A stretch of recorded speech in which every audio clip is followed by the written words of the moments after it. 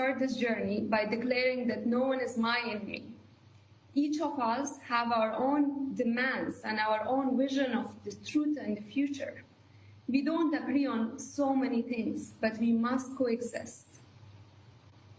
I call on you, on the United Nations, to work with all the stakeholders for creation of a political structure for coexisting and ending the cycle of war that Afghanistan has been trapped in for decades. Since the Taliban's takeover, the global approach has been to focus on evacuations, on the Afghan migrant crisis, humanitarian aid, and lobbying for the girls' education.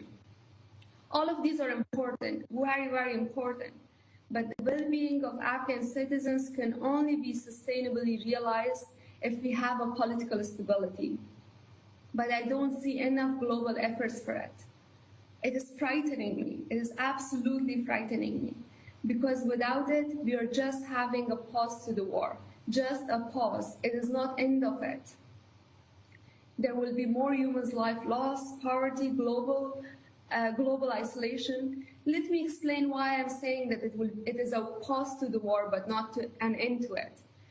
Because the current arrangements of political power by the Taliban are exclusionary.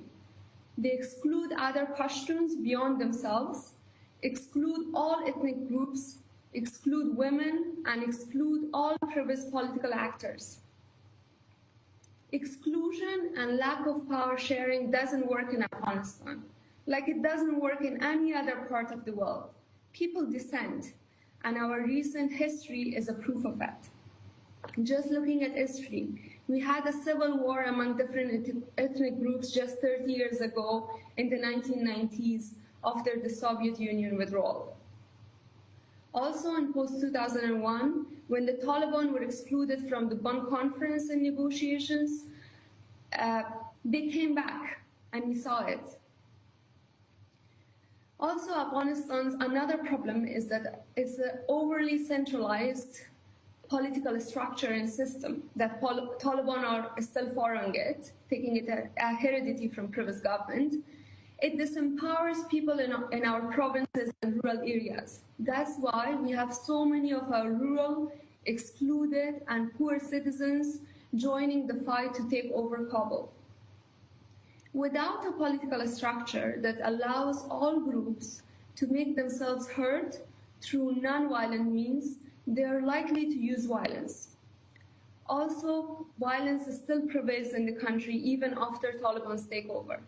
We already see Daesh doing exactly what the Taliban were doing, committing suicide attacks. It is sobering to see soldiers from the previous government joining them. Also, just to mention, a couple of hours before there was a suicide attack in Kabul, killing 2 children and a couple of more people. That's why I say we are seeing a pause to the war, unless we act to break the cycle. Otherwise, the same cycle will repeat again and again and again.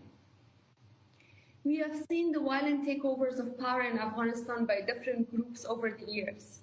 At best, they have only paused the cycle of war for some years.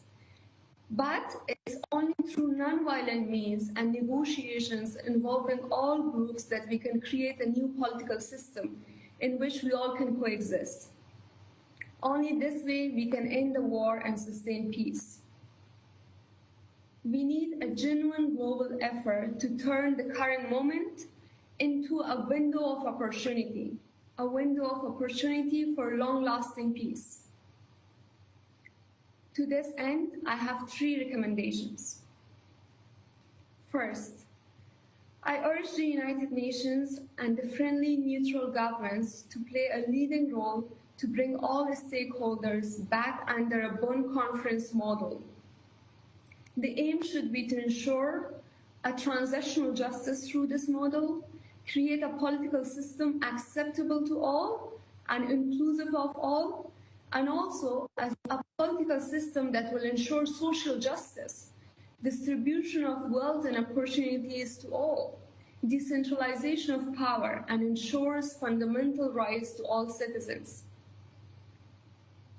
Second, I urge all rival regional powers, including India and Pakistan, but not limited to them, to bring their best versions of themselves, leaving aside their regional rivalries, to genuinely work for peace.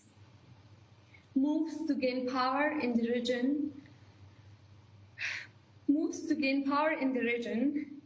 cannot gain them respect when it is at the cost of misery of children, of people living in the war, and graveyards full of young men who could have had a life.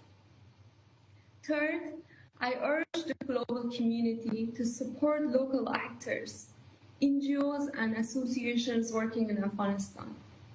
They must be given financial and social support to continue their grassroots work for peace.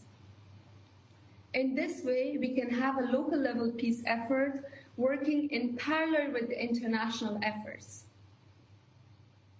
I will end with a call to all of us to make brave decisions, because it is the darkest of our time that requires the bravest of our decisions.